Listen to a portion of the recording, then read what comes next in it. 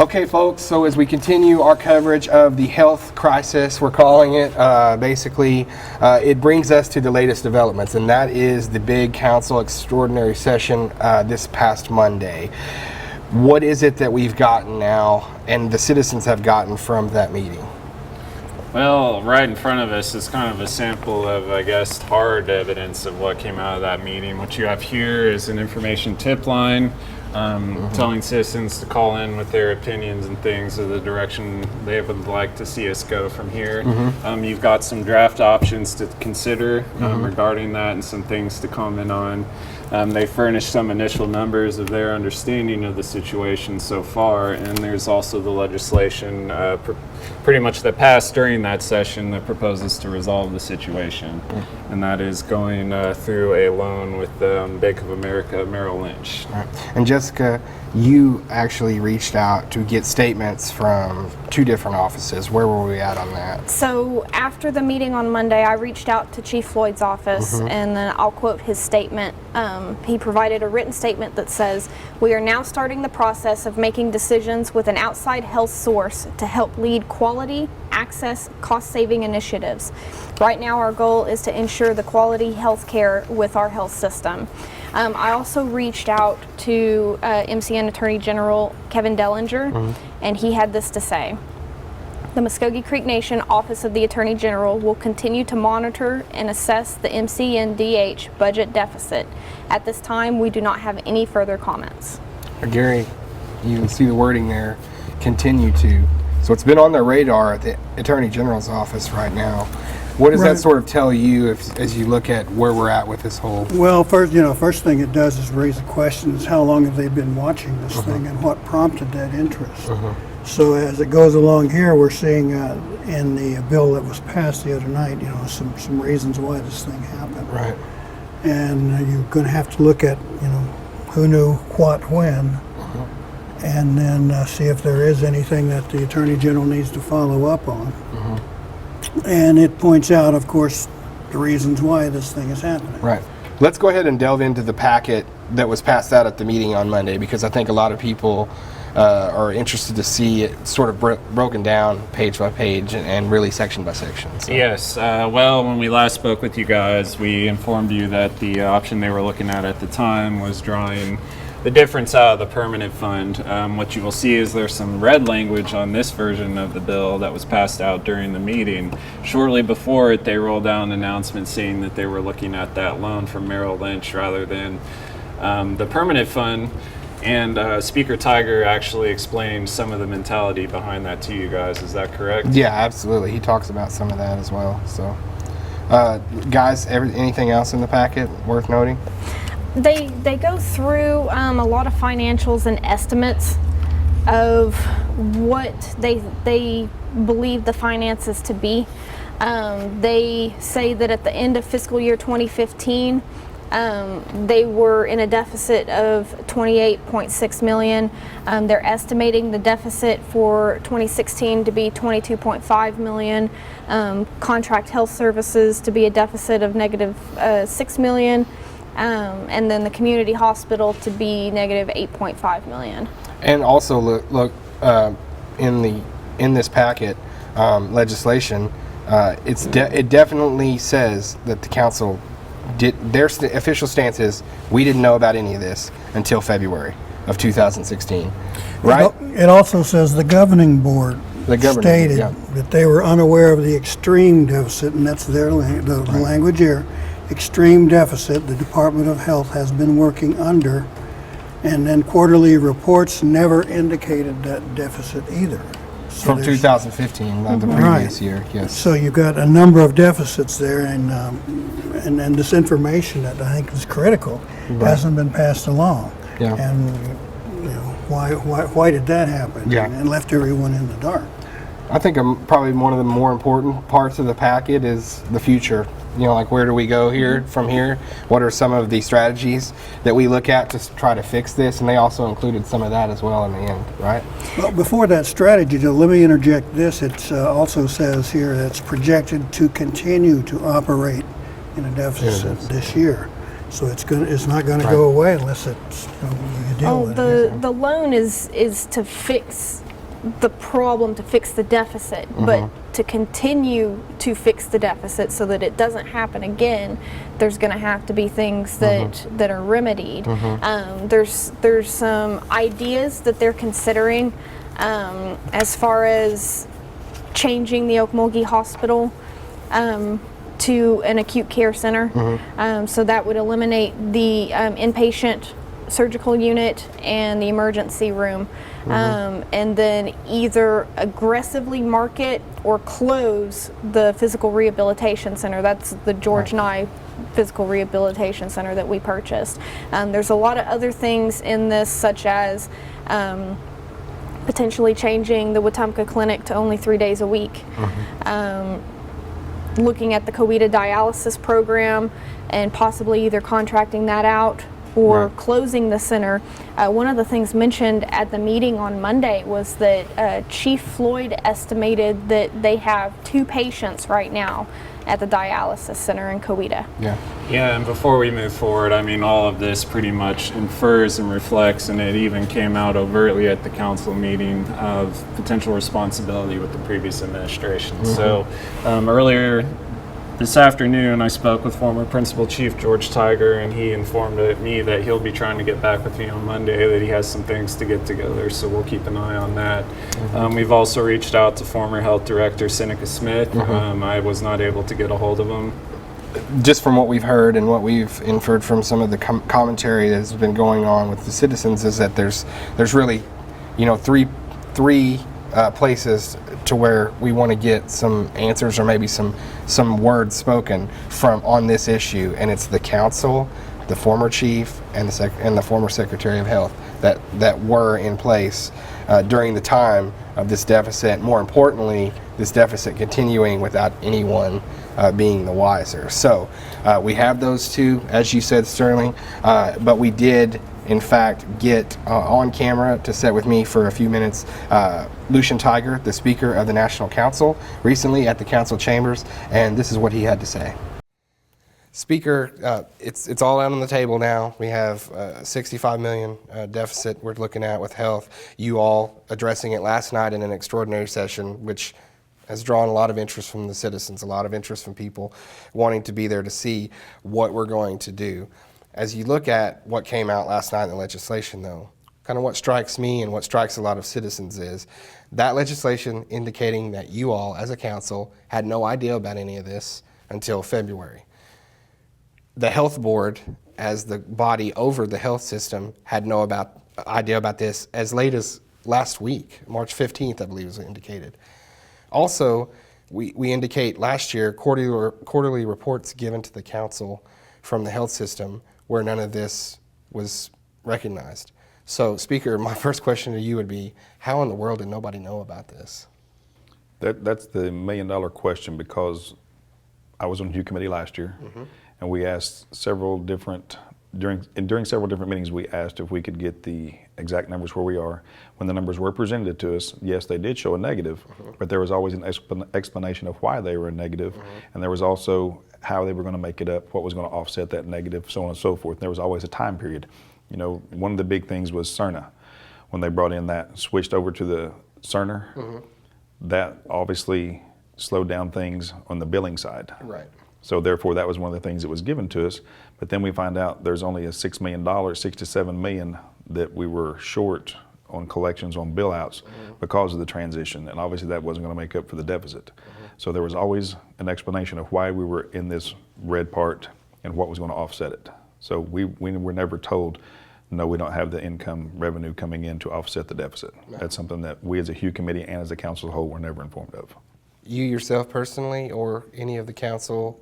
Myself personally, as well as none of the council as a whole, none of us knew that it was at that point. But is your belief, or any of those personally, that maybe those numbers were skewed on purpose? I would like to think not. Or withheld on purpose? Well, I would like to think not, but there's still, again, that's the main question that we want to know too. How did it get here? What happened? Why weren't we kept informed of what was going on? Okay. When we asked the questions, why is this, let's just throw a number out there, why is there a $12 million negative in this column? Right. Well, there was always a reason. Right. of why it was there, how it was going to be fixed, and a timeline of how it was going to be fixed. Right. We never knew that there was a deficit from 14 carrying over. We never knew the actual deficit for 15. You know, and then also looking at it, you're still going to have a deficit for 16 because the new administration didn't come in until January. Right. So this total dollar amount you're seeing is offsetting and helping recoup monies from 14, 15, as well as a projected shortfall in 16. So The that's last what few this, years then, yes, yeah. so it's the last couple of years. And one of the main things, like I addressed last night, was I want everyone to also understand that the healthcare department is behind on the fringe side as well, paying the nation back for the fringe, which is $14 to $15 million. So that's another large number that most people are unaware of that they were behind in as well. As we go back a few years, you look at, we did have a different administration. We had a different chief, George Tiger, and a different Secretary of Health, that was Seneca Smith. Have you or any of the council heard from those two individuals at all in dealing with this deficit? I personally have spoken with Seneca Smith a few times over this, and he just point blank tells me that, you know, he doesn't believe the deficit is at this point should be this large at this point in time. He doesn't agree with the numbers, and you know, and I tell him we just have to deal with the numbers that we're given. This is the issue at hand. We have to deal with these numbers, and he says he does disagree with that, and I have to respect that because he's giving me his opinion on what he thought it was when he left the end of December. What about former Chief Tiger, any? He and I have not spoken on this, no sir. And in no capacity with the council as well? No sir, not for the negative balance on that now. Is there a way that you all have talked about and looked at ways to, let's say, as a council, I think taking responsibility as part of it too and saying, what could we have done differently? I know you're introspective as far as what's going on, but as far as like looking at going forward here, something we've heard it could be a learning experience. How would you think you would have done it differently as far as getting those financials? Would you have asked for more? You have to, what I learned from it is you have to look at the number as it is, even though someone is telling you that this number is here, but it's only for a short term. You still have to take it, you'd have to look at it as in real time right now. We're 12 million in the red right now. Shouldn't have happened, any way you look at it. And absolutely, we're all responsible because we were all voting for the hospital in Okemah, for the Eufaula Clinic. We all voted for that. And that was an $86 million, I believe, $86 million piece of legislation that we all voted for. So absolutely, we're held accountable for that. You think you didn't get everything though when you voted for those? No, because the complete understanding of that was, you know, we didn't understand, I didn't, I'm gonna speak for myself. I didn't understand the large balloon payments that were gonna be at the end. And then third party revenue was supposed to take care of these. You know, when you look, there was $23 million, I believe, in third party revenue collected. Right. You know, that's a long ways from being able to take care of everything that third party revenue is supposed to be able to take care of. Right. So that's the biggest misconception that I can see. Third party revenue was spread too thin. It's supposed to take care of too many different entities. Okay. Moving forward now, a plan in place. You all providing, along with Principal Chief James Floyd, documentation to the citizens outlining some strategies, if you will, some things that we may have to try. Maybe switching the operation of some of these places, in effect turning Alt-Malgi Hospital now from a fully functioning hospital to maybe more of an urgent care center to where we move some people over and things like that.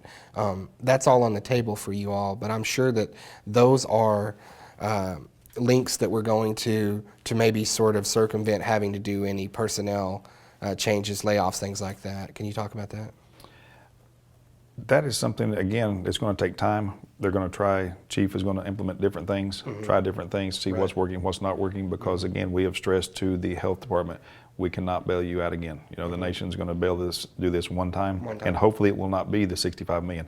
Hopefully the number can stay, you know, lower than that $45 million. That's why when this legislation does go through, because there'll have to be another piece of legislation approving the contract basically, and then with that it's going to be, like I say, it's going to be done on draws. So therefore hopefully we won't have to use that full amount. You know, hopefully enough things will change, and if it has transpired, will transpire. So by the end of 16 it won't be in the deficit that we were at the end of 15. Talking about the balloon payments a moment ago, now we go forward and looking at the agreement to fix this financially. We go with a loan instead of dipping into the permanent fund. Talk about what went behind that decision. Basically, what we would have lost by withdrawing that large amount from the permanent fund, you're going to lose the interest on the permanent fund that we use to do special appropriations. Also, you would have had to pay a fee for drawing those stocks out at this point in time. This interest rate that we received, the 0.886, is basically right at 1%. You can't beat it, and it's saving over the proposed we were going to pay ourselves back 4%. So that's saving roughly $2 million a year in interest on that amount. And it could be less, because right now with the full $65 million, it'd be $575,000 annually in interest on the 1%. Yeah. So therefore, hopefully it won't be the $65 million, hopefully it'll be less. So therefore, all the numbers will work much better to our favor. Will there be balloon payments on this one? I mean, are we going to interest until the end and then a big bulk payment, or is it going to? No, okay. we're gonna pay this, and this, the majority of this we paid out of debt retirement. Okay. On this. In the immediate future, I know that this is far from settled, but how do you feel as speaker right now with last night's meeting and really what was accomplished and given forth to the citizens? I think it went really well. That's why I wanted to make sure that all the citizens that were in attendance, everyone that was in attendance, had the same copy and the same information that we as council had, the same thing that Chief was reading. They could follow along and look and see that these numbers aren't inflated. Here's what happened. Here's the timeline. You could see where the dips were in the healthcare department. And that goes back to being transparent. We always hear, we want transparency, we want transparency. You can't get much more transparent than having, they had the full piece of legislation, everyone that attended, they had all the attachments to go with it, so they could see exactly what we're dealing with. If it does come out that there were,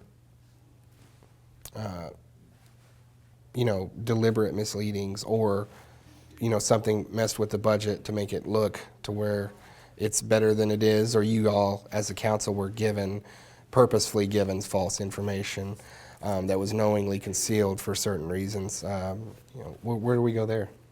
That's another very good question. That would be left up to, in my opinion, that would be left up to the chief and the Attorney General's office to discuss and do the proper procedure on handling that. All right, well, thank you for your time, Speaker. Appreciate it today. Thank you. And good luck with everything. Thank you very much. All right. So there you have it, Lucian Tiger, the Speaker of the National Council, speaking to this issue, and I think there were some interesting things that he said throughout the interview. Definitely interesting to me is the fact that, as it is everyone, that everybody just didn't know, or claims that they did not know. And so you look at that as well. And Sterling, you brought up a great point too, the fact that we wanted to know also why the loan instead of the permanent fund, and I thought he brought up some good points there too. Yeah, I thought it was good to let you guys hear it from the man himself, but just to reiterate that point, the reason they backed down from that initial plan is they determined, and at least they relayed to us, that they would incur more penalties by withdrawing out of that account, the permanent fund account, the way it's set up, and that this is a little to no interest loan coming out of Bank of America Merrill Lynch. As long as I've been here at the Creek Nation, which is nearly 10 years, the permanent fund has always been one of those. Oh, don't touch it, don't touch it. So when they first said that, I thought I'd be surprised if that went through. So you see this development, and it makes a little bit of sense. You don't want to spin down your nest egg there. I mean, the revenues generated from that, the percentages and things like that. Yeah. That's lost once you cut that major capital amount down, and I don't know where you're going to get it back unless there's just incredible revenue for Margaritaville and this flying tea thing. They made the best decision. Jessica, you said in on the interview too, and for coverage for the paper, anything you took away that maybe stuck out? One of the things that Speaker Tiger did say was that health is behind in their fringe benefits, and I know that can be kind of confusing. What this has to do with is like the health employees, their health insurance, their employee benefits, and it said that they're behind paying the nation by like $14 million. Yeah. Something important to note is we do have a lot of financial documents in front of us, but one thing we requested as far back as March 7th was that we asked for an audit that was referred to in a previous story, and that would be a third-party assessment of the financial situation. I expect we're going to see financials maybe from the previous administration, financial documents from the existing one with their personnel, but what we really want to see at the end of the day, because we want to be neutral, is a third-party assessment. And we understand that there's going to be more of that going on in the future. So I guess we'd like to really implore all our elected officials to make those documents available as soon as possible. We've asked for a lot of documents. I asked for the comprehensive annual budget for 2015 and 2016 for the entire tribe, as well as the a lot of financials just for the health department for the previous year and the months of 2016 of that fiscal year. So hopefully we'll be able to get that information so that we can actually take a look at it and corroborate what we're being told by the officials. Yeah, the thing is, this is a big story. It's an urgent matter. It seemed to have come out of left field, but you know, it's very important for us as a news agency to have the tools we need. We've come a long way with our free press bill, but the thing we're still waiting on is our Freedom of Information Act. Right. More importantly, that act is strong and it's going to be expediently and liberally enforced, and hopefully actually have that in the language of the bill. Yeah. And you know, another thing I would note too is that I thought that was, you know, that really stuck with me was that Lucian said he had spoke with Seneca Smith, and that Seneca felt like the numbers were wrong, that wasn't a correct number with the deficit they're dealing with. So it'll be interesting to get Seneca's comments and see if we can't get him on camera or anything else like that. So, you know, it'll be something to stay tuned with here with Muskogee Media and us as we continue this coverage. Guys, I want to thank each of you for taking some time to sit at the table here, break this down, and really we want to let the citizens know we're on this story, we're covering it, we're doing our due diligence. We are waiting for tangible physical evidence, things that we can actually report on instead of hearsay and speculation. So it's coming out as it comes out, and as we receive those things and receive some of the interviews that we have been requesting. So thank you guys very much. Mado. There we go.